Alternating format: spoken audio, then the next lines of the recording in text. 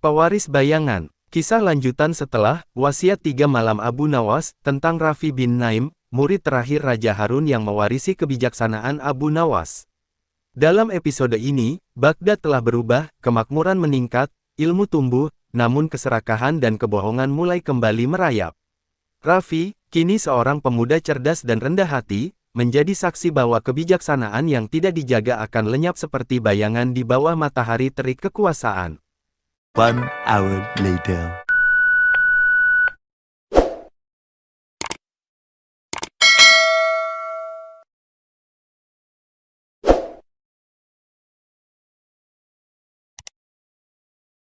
Dua 20 tahun telah berlalu sejak Raja Harun wafat. Baghdad kini dipimpin oleh Raja Jalil bin Harun, putra muda yang lahir setelah masa damai. Ia tampan, cerdas, tapi tak mengenal penderitaan, dan karena itu, tak memahami kebijaksanaan yang diwariskan ayahnya. Rafi bin Naim, kini berusia 30 tahun, menjadi penasihat kerajaan. Ia menulis, mengajar, dan membimbing anak-anak miskin seperti dulu ia dibimbing. Namun suatu hari, ia mendengar raja berkata dengan sombong, "Ayahku membangun Baghdad dengan air mata. Aku akan membangunnya dengan kekuasaan." Kata-kata itu mengguncang hati Rafi. Ia tahu, bayangan Abu Nawas harus kembali hidup, bukan di dinding, tapi di hati sang penguasa baru. Malam itu, Rafi bermimpi. Ia berjalan di lorong istana lama yang gelap, dan di ujungnya tampak bayangan Abu Nawas duduk sambil tertawa pelan. "Rafi," katanya lembut, "kau bukan sekadar murid.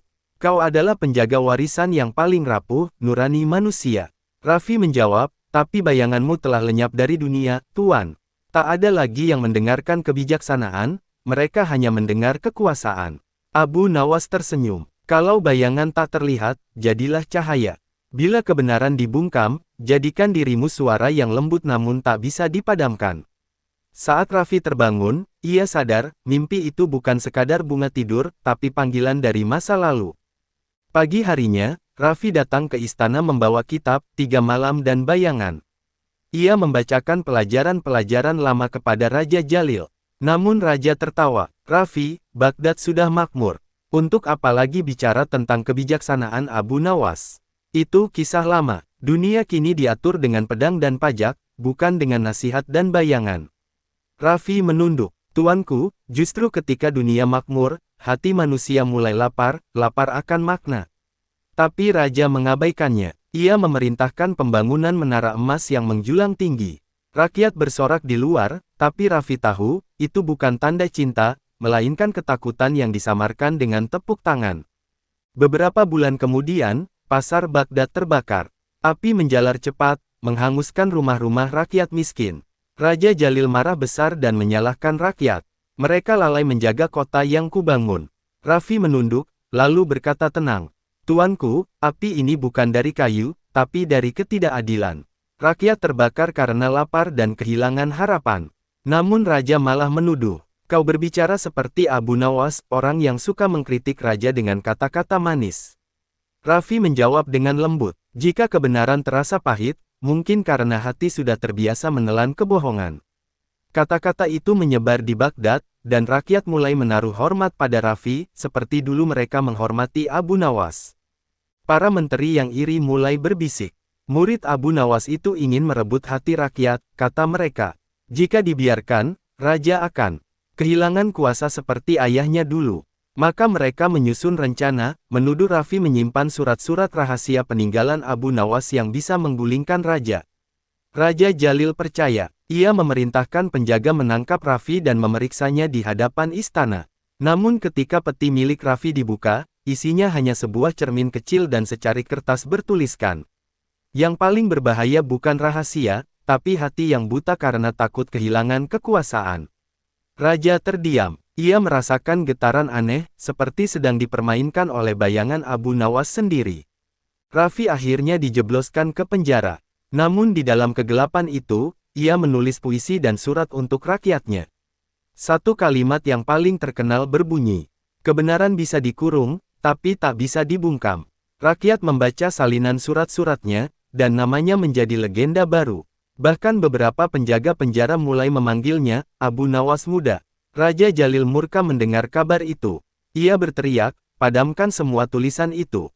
Hapus namanya dari sejarah. Tapi seperti angin, kata-kata Raffi telah menyebar ke seluruh Baghdad, tak bisa dihancurkan, karena ia menulis di hati manusia, bukan di batu. Suatu malam, di dalam penjara, Raffi bermimpi lagi. Bayangan Abu Nawas muncul, kali ini membawa lentera kecil. Raffi, katanya lembut, engkau telah melakukan apa yang dulu kulakukan, menyalakan cahaya di tempat yang gelap. Tapi ingat, jangan melawan dengan kemarahan, lawan dengan pengertian. Raffi bertanya, apakah aku akan mati di sini seperti engkau dulu ditinggalkan oleh dunia? Bayangan tersenyum, kau tidak akan mati, Raffi. Kau akan berubah menjadi bayangan baru, bukan dari tubuhmu, tapi dari kata-katamu. Ketika Raffi terbangun, sinar bulan jatuh ke dinding penjara dan membentuk siluet yang menyerupai wajah Abu Nawas. Beberapa minggu kemudian, Baghdad diguncang gempa besar. Sebagian istana runtuh, termasuk menara emas yang dibanggakan Raja Jalil. Rakyat panik dan menuntut pemimpin mereka keluar membantu. Namun raja takut. Ia bersembunyi di dalam istana. Hanya satu nama yang disebut rakyat, bebaskan Raffi. Ia tahu bagaimana menenangkan hati kami. Akhirnya, raja dengan enggan memerintahkan agar Raffi dilepaskan. Dan ketika Raffi keluar dari penjara, rakyat bersorak bukan untuk pemberontakan, tapi untuk pengharapan.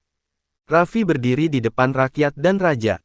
Ia berkata dengan suara tenang, Baghdad tak butuh penguasa yang kuat, tapi hati yang mau mendengar. Raja menunduk. Ia menangis, lalu berlutut di hadapan Raffi. Ajari aku seperti Abu Nawas mengajari ayahku. Raffi tersenyum. Aku hanya murid dari murid. Tapi selama ada hati yang mau belajar, bayangan Abu Nawas akan tetap hidup. Langit Baghdad cerah malam itu. Dan di dinding istana yang baru dibangun kembali, tampak dua bayangan berdiri berdampingan, Raffi dan sosok tua berjubah coklat yang tersenyum samar. Tanda hubung tanda hubung tanda hubung. Akhir episode 8, Pewaris Bayangan. Kisah tentang kebangkitan moral, tentang bagaimana kebijaksanaan sejati tidak mati, hanya berganti wajah dari satu hati ke hati lain.